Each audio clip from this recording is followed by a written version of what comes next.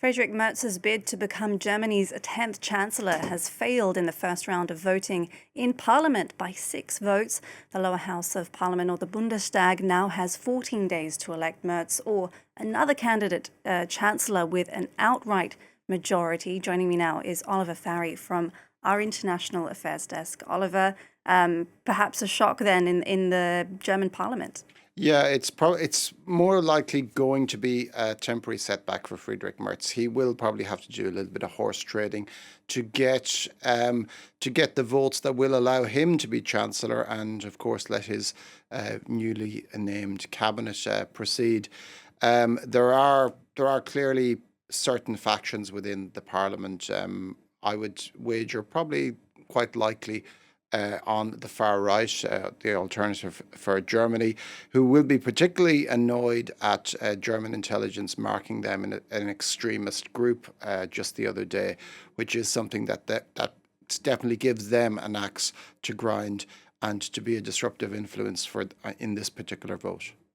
Well, Merz had already outlined his projects that he wanted to work on as chancellor. Can you tell us a little bit about going forward, what his plans were?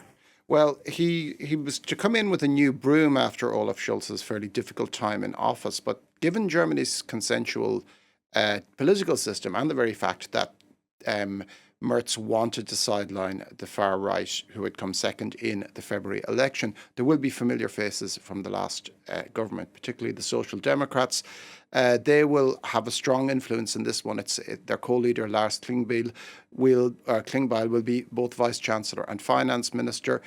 Boris Pistorius is staying on as defence minister. That's a particular type of continuity that Merz wanted to stay there. So there's not an entire clean break in personnel. That said, the CDU will be in charge of 2 other key ministries. This is, of course, assuming that this cabinet does go through ultimately. Johann Wadephul taking over as foreign minister and Katharina Reiche heading economy. Now, there are a number of key priorities for Merz should he become elected the chancellor. Among them, ramping up defence spending, which the new constitutional amendment to the country's debt brake will allow him to do, reforming a sluggish economy, pushing Germany to the fore of EU leadership, in fact, putting itself alongside France, which has sort of hogged the limelight in the last couple of years, and dealing with immigration, which is in his way of outflanking the far-right Alternative for Germany.